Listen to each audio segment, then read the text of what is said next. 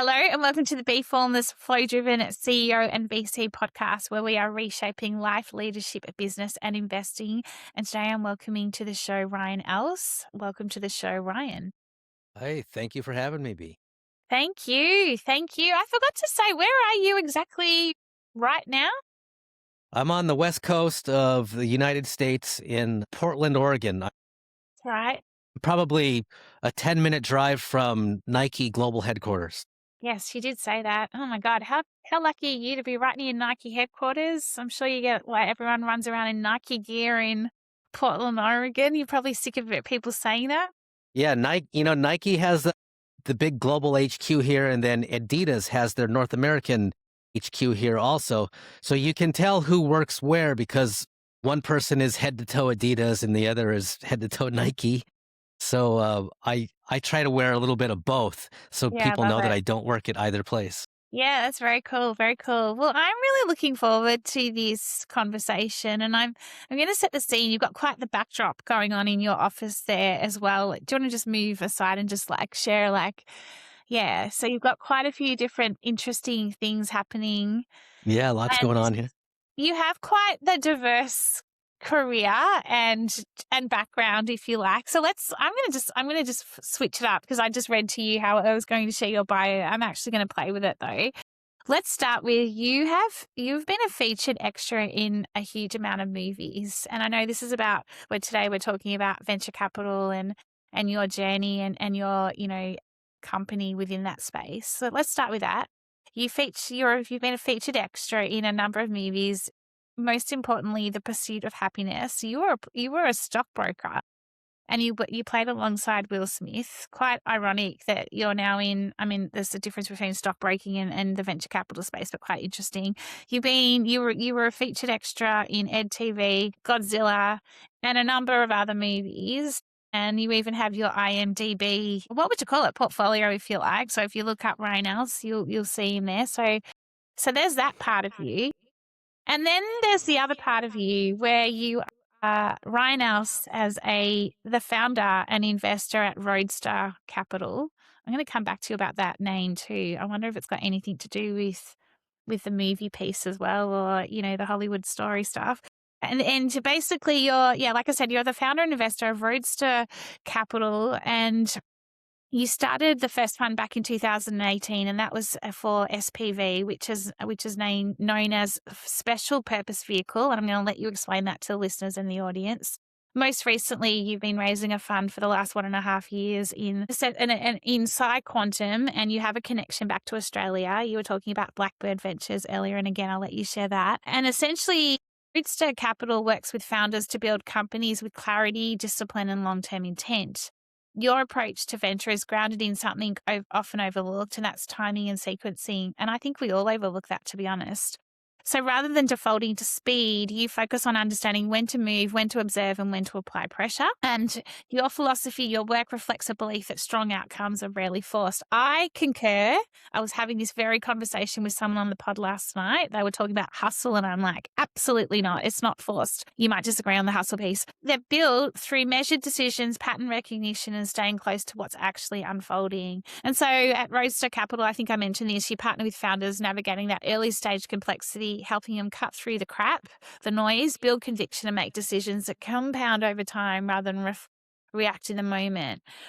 And your lens is really quite simple, never easy though, in terms of the more we slow down enough to see clearly, that's when we can actually move with intent and when it matters.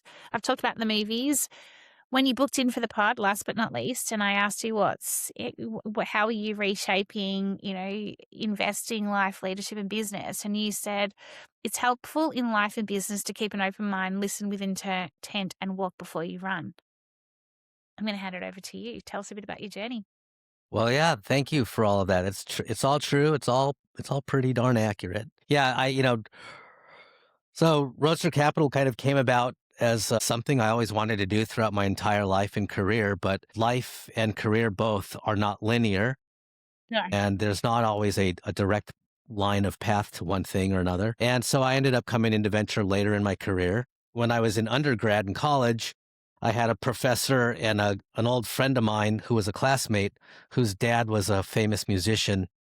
And we were both in an acting class together. And a professor kind of picked up on a bit of my personality and some of my quirks and traits and all of those good things that come along with a young, vibrant college kid. And I had an opportunity to audition for a movie back then that turned out to be nothing.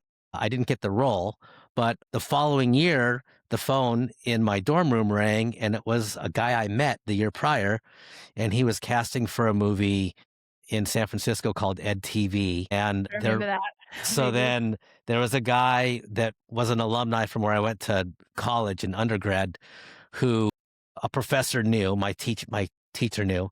And so I called him to ask what it was about. It was weird. I didn't know what was going on. And he said, I know that what that is. I represent someone that's going to be in that film. You should definitely do it. And at that time, I was an intern at a large computing company called Oracle. And I was getting ready to graduate from college. And I decided I'd skip my internship that one of those days and go down and hop onto this movie set and see what it was all about. And that just kind of just naturally on its own rolled into different opportunities and random phone calls asking me to be an extra in different films that were predominantly filming in San Francisco, where I lived at the time. And it became a hobby, and then it became something that I was a bit passionate about because I really enjoy film and story and scene. There was a class I took in school called Films of Alfred Hitchcock because Hitchcock lived in the Bay Area. They Gosh, filmed The Birds in Northern California. such a good movie. And so I just thought, wow, this is all kind of falling together. It's interesting, and I should just follow it. And I did. And I did enough of those extra roles where I got a phone call one day from the Screen Actors Guild saying, hey, you can't work on our movie sets anymore unless you join our union. I was like, what? And it turns out if you do too many films and you're not part of the Screen Actors Guild in North America, you have to join the union or you can't work and get paid more. So I joined that union and I've been in it for probably 20 years. And like you said, I've worked on a number of films from Ed TV and Godzilla to what's on that IMDb. There's a video clip that rolls right now. It's a Woody Allen movie, Goodness. Blue Blue Yes. Jasmine. Yeah, So that I was was with worked on Blue I Jasmine with watched. like the crass comedian Andrew Dice Clay and a bunch of other people. I got to go walk the red carpet in L.A. with Andrew Dice Clay and a bunch of other people that were in the film, and just it's been a fun, exciting journey along the way. But I've always carried a mortgage or not, and had a professional job and got an MBA in finance at some point in time, and I've led a global turnaround which did all right, splitting time between Hong Kong and North America. And eventually, I wanted to take a lot of my learnings and skills and wins and failures and bring that back to where my passion always lied, which was startups and, Mm. early stage investing. So I found a way through my network and a lot of self-teaching and learning to do it on my own and break down that glass ceiling or the old boys club, Ivy League boys club that was kind of in my way. And I built a fund. I made some investments. Two of them in particular have done exceptionally well. And that's really given me a Congratulations. platform to stand on and talk about those aspects of growth and investment and listening with intent. And, the rest is history. It's been a rocket ship ever since. And raising a fund right now, as you said earlier, raising Roadster Capital, we're raising a $5 million deep tech fund that's focused on engineering driven founders who are modifying the American industrial base in old line physical industries and finding ways to wrap software around hardware. So that That's very cool. encompasses everything from like applied AI to advanced computing, which would involve quantum and semiconductors and lithography and a number of other hardware related industries like robotics or how they might apply to everything from washing windows in skyscrapers to managing factory operations to delivering packages right through drones or unmanned aerial systems. So, yeah, it's been a very exciting and fun journey. And I would agree with you completely. It's pretty ironic that I spent time on set with Will Smith at Pursuit of Happiness. and what I'm doing now, because that was at a point in time when I was working in an industry that I was doing really well in, but I wasn't passionate about it. And the movie was about like coming up from like going to zero and building your way back up and following your dreams. Mm. And the guy the film was about was a guy named Chris Gardner. And Chris was on set the days that I was there. It was a pretty intimate group when we were filming. There were probably like 18 or 20 of us that were on camera, and then everybody behind the scenes for about 7 or 8 days. So we all got to know each other pretty well, or well enough. I mean, it's not like we all keep in touch or anything. But Chris Gardner, who the movie was about, he and I had lunch on two of those different days together, just he and he was talking about, you know, never giving up on your dreams and doing what you're passionate about and finding ways to break down barriers and believe in yourself and push through adversity and push through difficult times. And somehow I ended up doing that. And a lot of founders do that too when they start their businesses. And a lot 100%. of people do that just in the journey of life in whichever way it might apply to you, because it's always a little bit different, but there's always some type of commonality there in Mhm. life. And that's why I say, it pays to just listen with intent and recognize patterns, pay attention, ask smart questions that people can lead you into teachable moments with, and then develop a thesis around that. So that's kind of how I've been going about things. Yeah, it's such an incredible story, isn't it? Like when you listen to yourself, like, listening with I'm listening intently and I've just been it's an incredible story and you bring it right back to the foundations of who we are in terms of you can be at rock bottom or, you completely lose your way. And then you can pursue something and, you follow the various different, I guess, when you're listening with intent, you're getting the answers along the way. Like it's almost like, that whole analogy around take one step, put one step in front of the other. When you start to, yeah, listen, you then start to work out how to put that next step in front of the other. And it's quite reflective in terms of that pursuit of happiness, that movie. And I remember it vividly. And here you are, and it's, enabled you as well, besides all the other movies you've been in. But it sounds like it really did leave an imprint in you in terms of the ability to keep going and founders in particular. It can be one day it's like, bells and whistles, and the next day it's just like, what am I doing? And the same in life. Like we're all going through I feel like this year in particular, it's going so fast. I don't know about you, but like since we last caught up, I feel like it's just been like just like we're sprinting. And so then how do we slow down to allow ourselves to listen and sit through sometimes the really uncomfortable periods where it's just like, is this working? I don't know. You know what I mean? Like your brain's just going like this. Oh yeah, I do. And in full transparency, nothing nothing is for me, nothing related to Roadster Capital has been easy. It's been a constant uphill battle. From the outside in, it might look really glossy and good, and like we're doing incredibly good because there are some great things that I can speak to and some really big wins. But there have been so many challenges along the way, just getting to where I'm at, building the knowledge base that I've built that allows me to speak as fluidly as I can towards the asset class and the opportunities. A lot of that is different forms of education that I've been fortunate enough to have and be a part of throughout my career and my life, but also the readings and listening and going to the right events or being at the right place at the right time. And when I feel like at points in time when I feel as if I've hit rock bottom, or maybe I shouldn't be in the room, maybe I'm not good enough to be in the room, or I don't have a fund as large as the name brand investor in the room, those type of things. Like, it's really easy to, beat yourself up Yeah, and I get it. kind of suffer from, help me out, from imposter Imposter. syndrome, right? Yeah, imposter. Yeah, yeah, yeah. And so, like, being an imposter is something that a lot of people face, but not everyone's comfortable talking about. And I will tell you, I've been my own imposter. I've been my Haven't own we biggest all? roadblock along the way, but there have been people around me who have shaped me up or set me straight.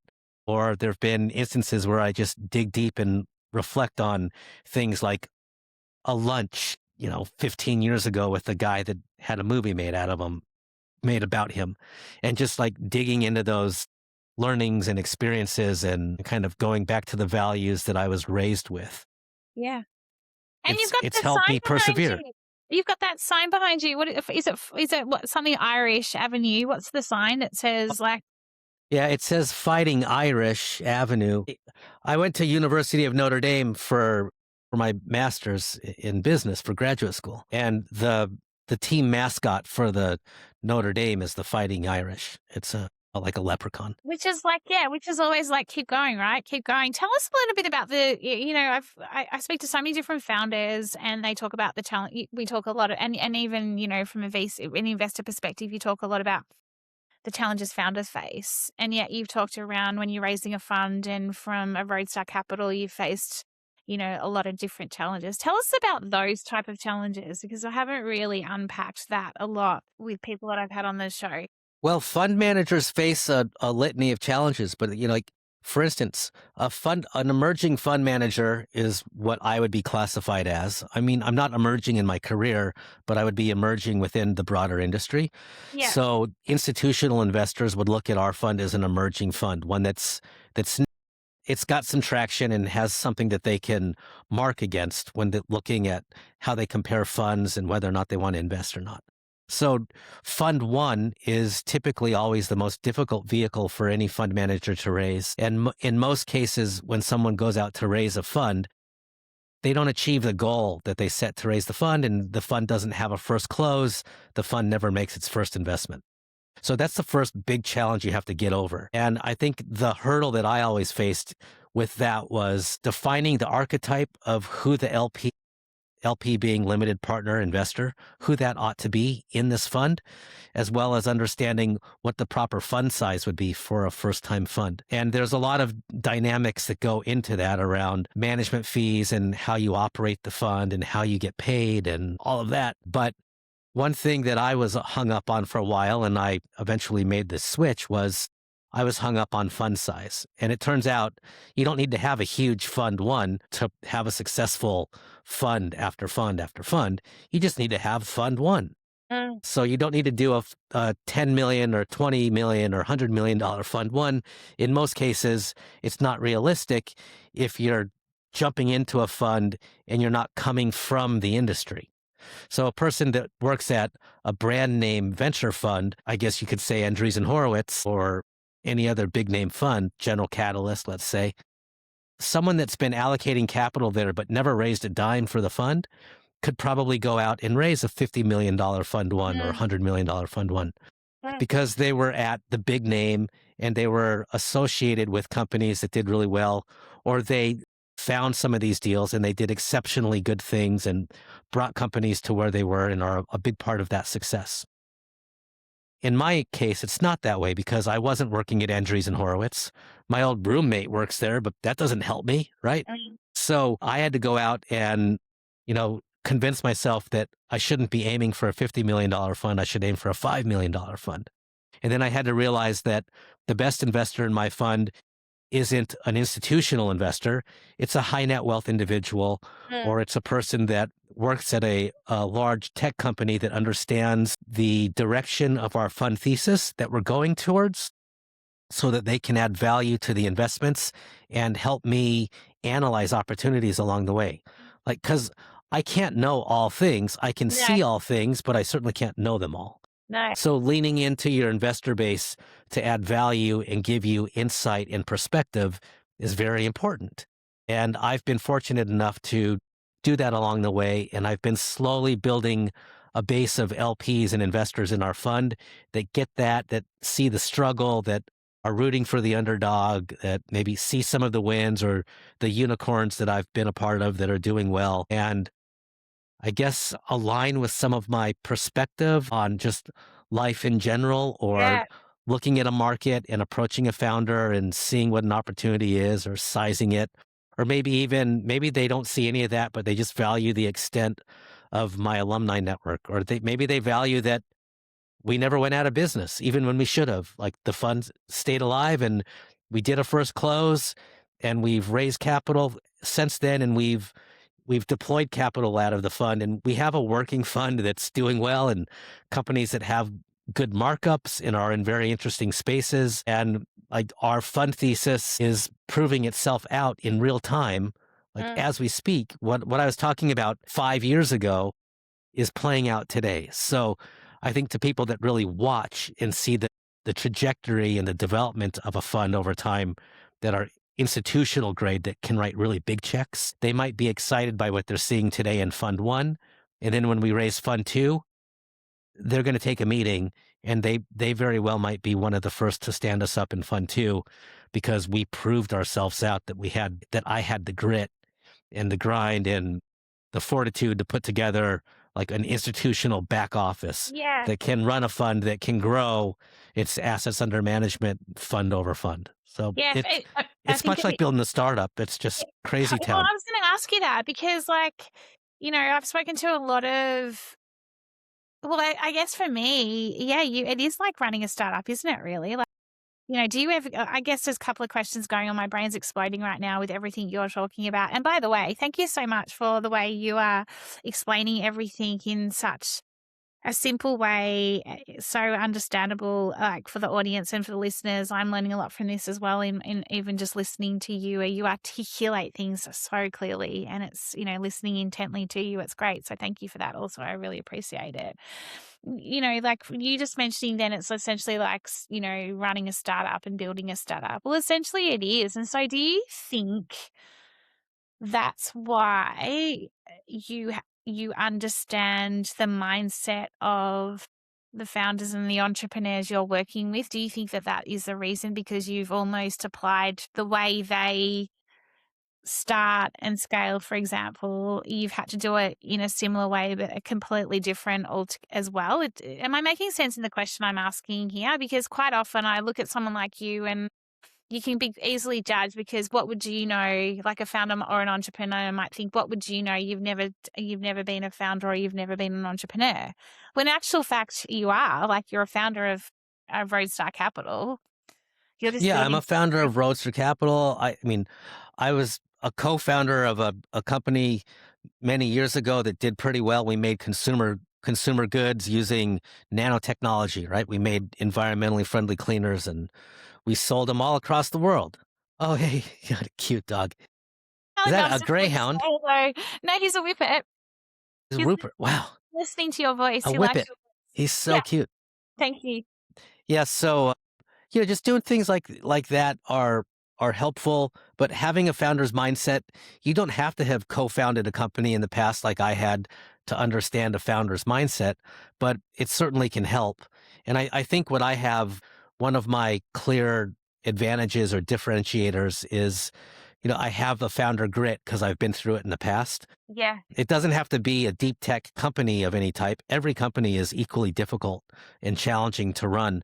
I mean, a company can be doing terribly for years 1 through 3, and then in year 4 and 5, in my case, you cross $1 million in revenue, then you cross 2 million in revenue, and then it compounds. Or you could have a company that's an instant overnight hit and success, and then it kind of fades away, like the pet rock. I mean, no one's buying pet rocks anymore, but it was a huge business. Someone made a ton of money, and somebody learned a lot about them. So it doesn't really matter, I don't think, the type of the business. It helps for whoever the investor is in these different businesses to have some type of understanding of how a company yeah, within that area works and operates, how it generates revenue, how it looks for customers. So that helps you better understand pattern recognition if you're aligning in an area.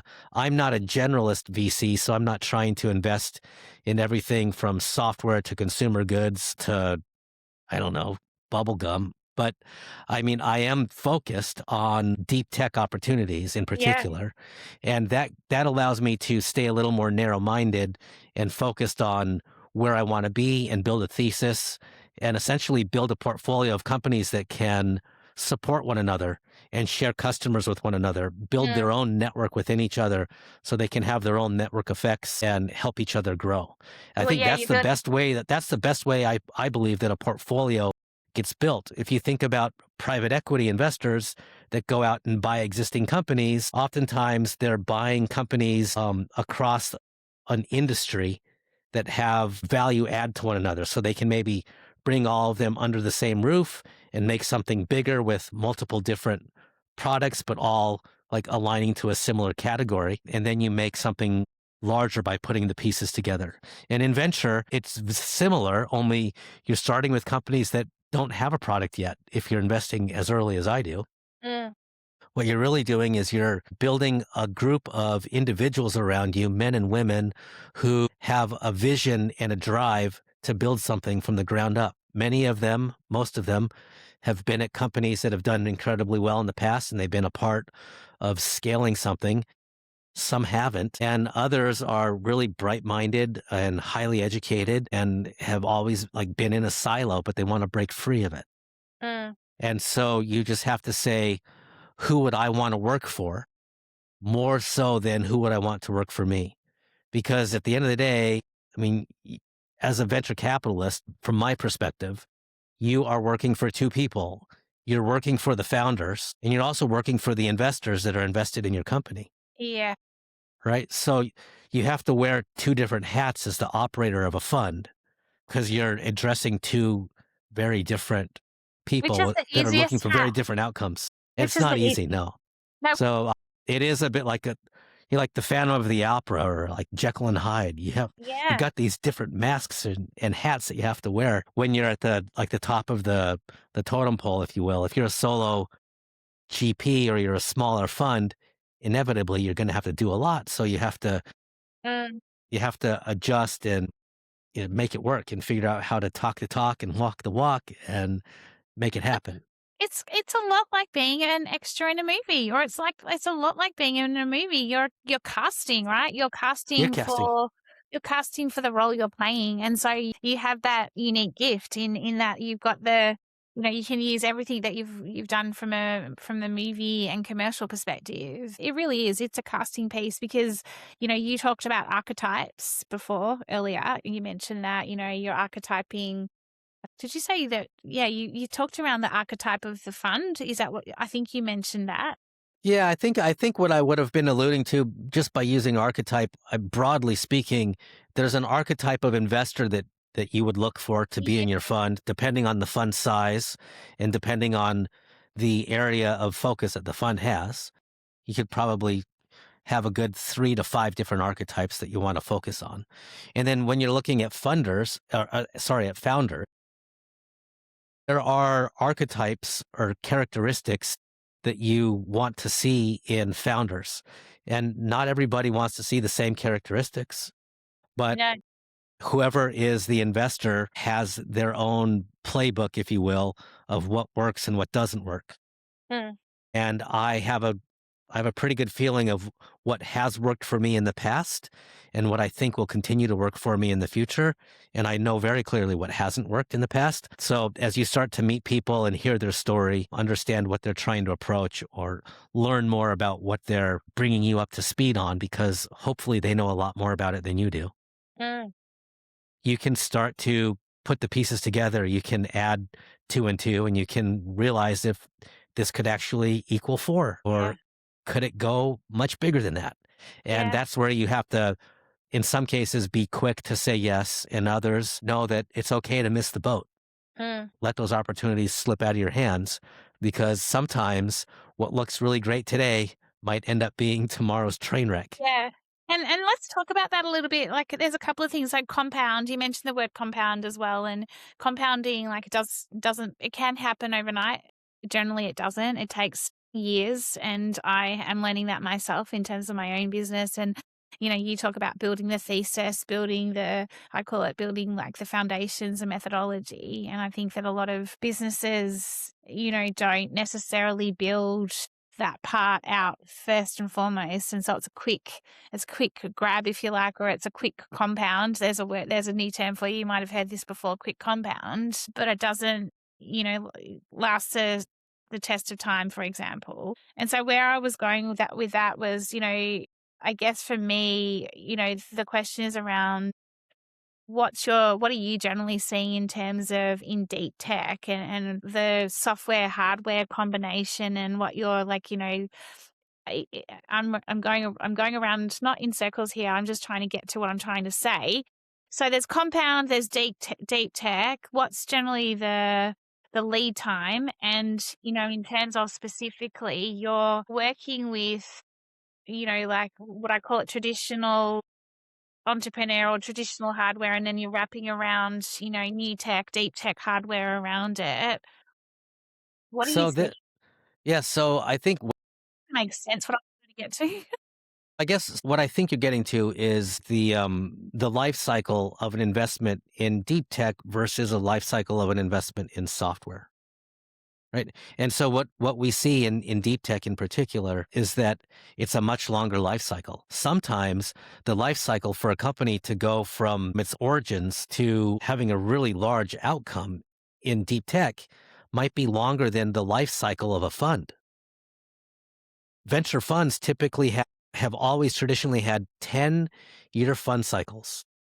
So you have to invest the money over like year 1 through 3, and then you go and raise your next fund. And in years like 4 through 10, you keep consulting with and managing the needs of the companies you invested in years 1 through 3, while simultaneously repeating that process in your second fund, which is a bigger fund. And so in venture or in deep tech, sorry, it could take maybe it takes 16 or 17 years for a company to mature and have a venture sized outcome that you want. So then you kind of say, oh, well, maybe the companies that we're looking at, maybe they're not ready to invest in when they first begin. Maybe we should be looking at companies that are formalized and spinning up out of university tech transfer.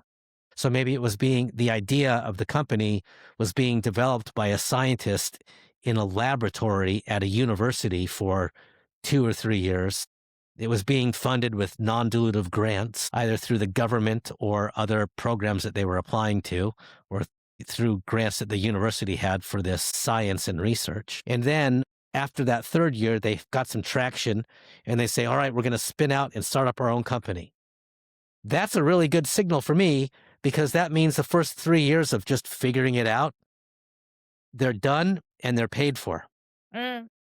And they're ready to go. Two of my investments have followed that direct path to becoming their own individual entity that then went out and raised money.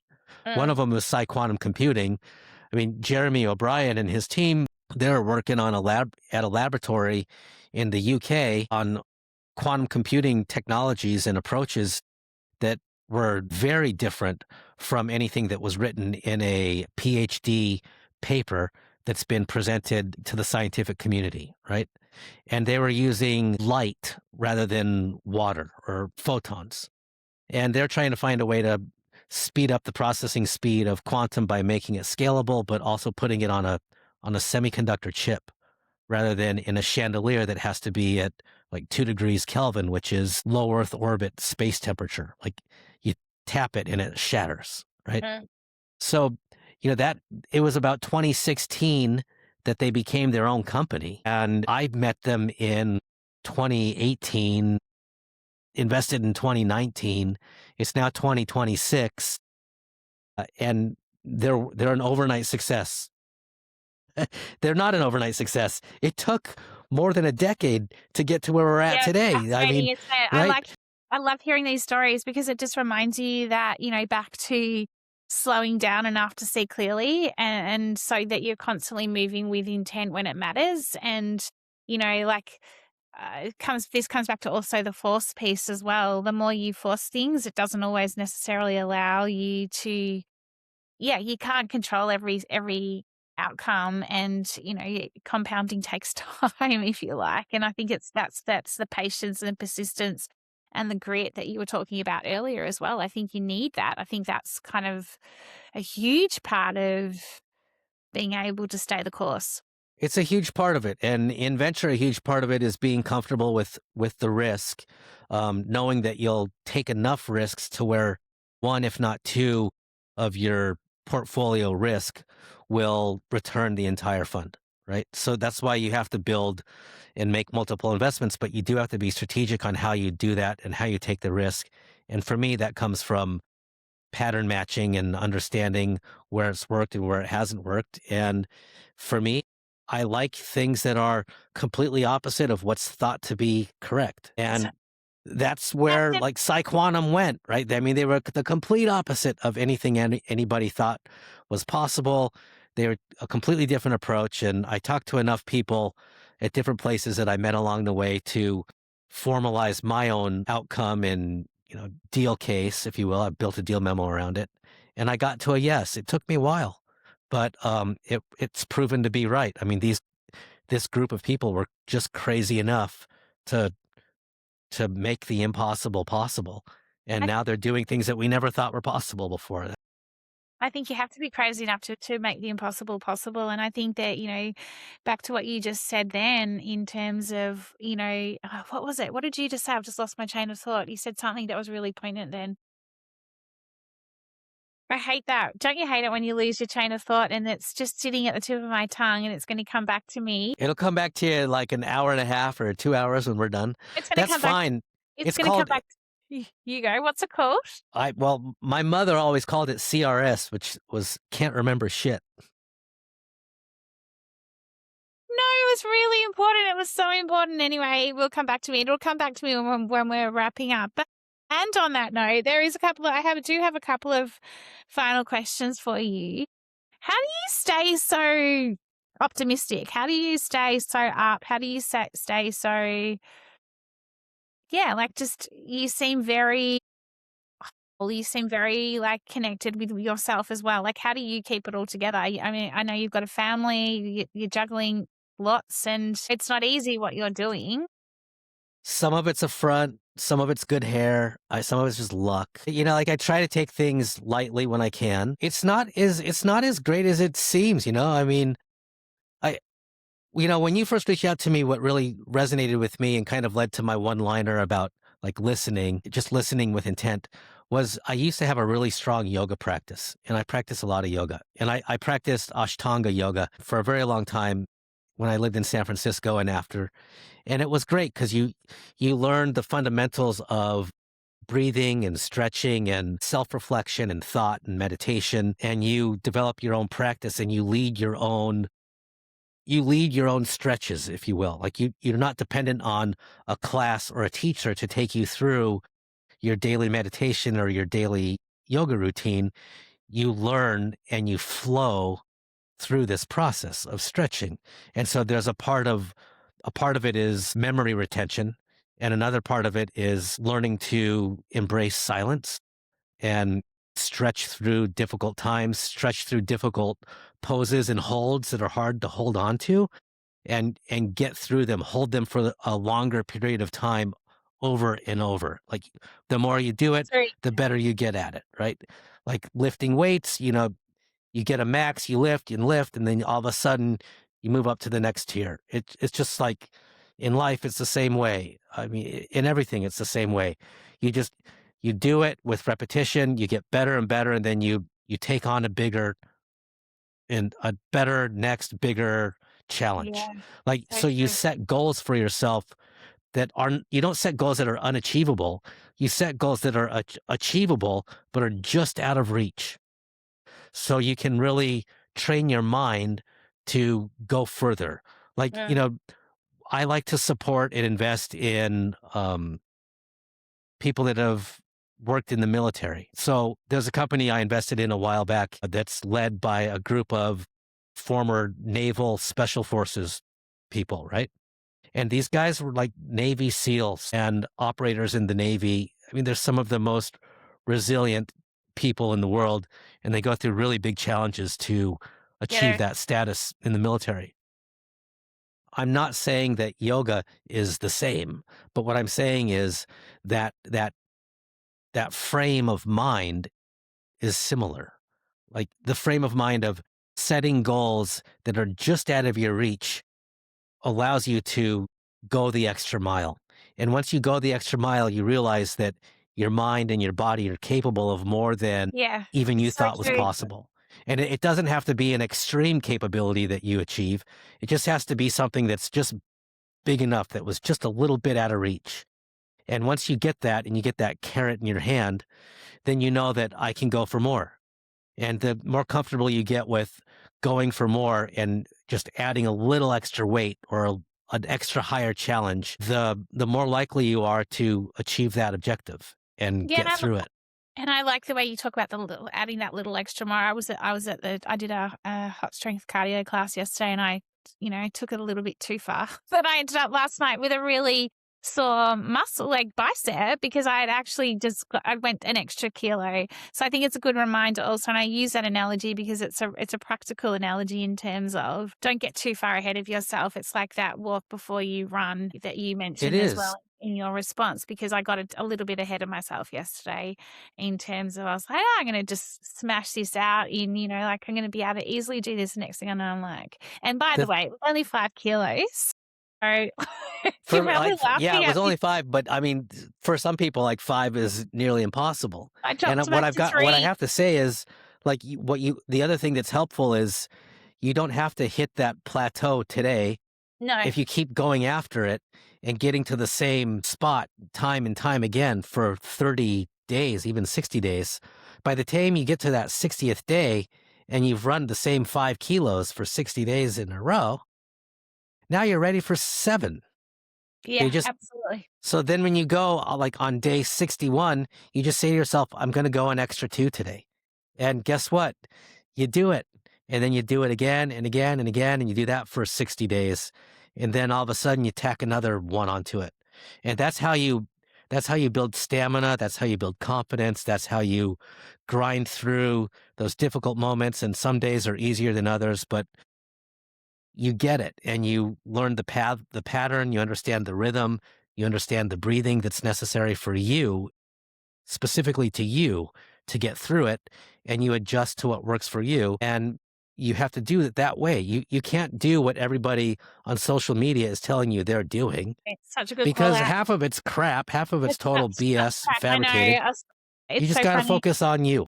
Yeah, I agree. And I think that's a really good call out for the end of the wrapping up of the show, because, there's so much decision fatigue right now. There's a lot of people in business in general that are just leaders in particular that are just like can't make decisions, or are feeling almost like frozen because there's the overwhelm of tech and AI and just the craziness in that. And then just this like cognitive overload. And so there's an element of exhaustion, right? And so everything you've just talked about then and throughout this whole podcast we've just been is that this is ability just to slow it down, not force it when it shouldn't be forced. And when you actually listen intently,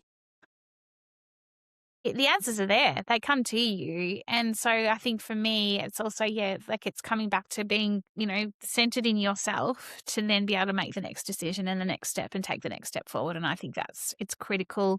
It's critical now. So for all the listeners out there that are listening to this or intend to listen to this show, I highly recommend it, because Ryan has provided us with some great education, some great insights, some great lived experience. And yeah, Ryan, thank you so much. How do we find out more about, I forgot to ask you, where did Roadster Capital, where'd the name come from, just quickly? So the name came from like just really an appreciation for design and cars and how slick cars can be in some cases, and then simultaneously roadsters by definition are 2-seater cars that are built for speed and agility, and founders of tech startups are typically 1 or 2 person companies that get started and they need some help along the way. So at Roadster, we're there to help you and be your co-pilot, but we're not there to run your business unless it's absolutely necessary. And so, we want to sit side by side with motivated, fast thinking, fast on their feet, thrill seekers that Oh, I are love starting it. companies that want to drive fast and move fast. And to do that, why not be in a Roadster? So we'll sit in there as your co-pilot and let you drive. Yeah, And very when you cool. really need us to sit in or take over, we will, but hopefully that never has to happen. Yeah, that's very cool. And wasn't there a cartoon character, Roadster? Wasn't there I could be, I'm going to have to look that up. I'm going to actually look it up. I thought there was a cartoon character A or something. cartoon character? Yeah, I thought there was a road. Well, I don't know. I need to look that up. I'm going to look it up after this because I do think there was some. I was thinking for a Was minute. Wile E. Coyote? Are you thinking like Wile E. Coyote or that? What was it? Wasn't that a big? Wasn't that a rooster or something? I'm Yeah, it drawing a was. blank. Anyway, I'm drawing a blank too, but I am going to look it up. But Ryan, how do we find out more about Roadster Capital? How do we find out more about you? Yeah, thanks. Go to roadstercapital.com or just Google Roadster Capital, and we'll populate most every like your entire front page of Google. So you can look at us on our website. If you're a founder, there's a submission form that you can complete on our website. If you're an interested investor, there's a place where you can request information on the fund as an investor, and we'll get back to you real quick on that. And there's a lot of great information about our fund, our thesis, our outlook, and who we are and what we're doing on that website. So it's definitely worth a shot. And you can look for us on YouTube or see some of our old podcasts. Listen to them if you find them. That podcast was the Venture Capital Fast Lane. It's not up and running right now, but I'll probably get it going again once we have another close on Good. the fund. Yeah. But yeah, we're here for you. So find us at roadstercapital.com. Don't hesitate to reach out, and we'll always get back to you. Thank you so much, Ryan. I've really enjoyed our conversation today. Like I said, super educational, super insightful. Loved all your lived experience shares as well. So thank you, and wishing you all the best on your latest fund. And yeah, Yeah. enjoy the rest of your week. Thanks, B. You too. It's wonderful to hang out. Have a great day, everybody. Yeah, Thank you you. too. Thank you.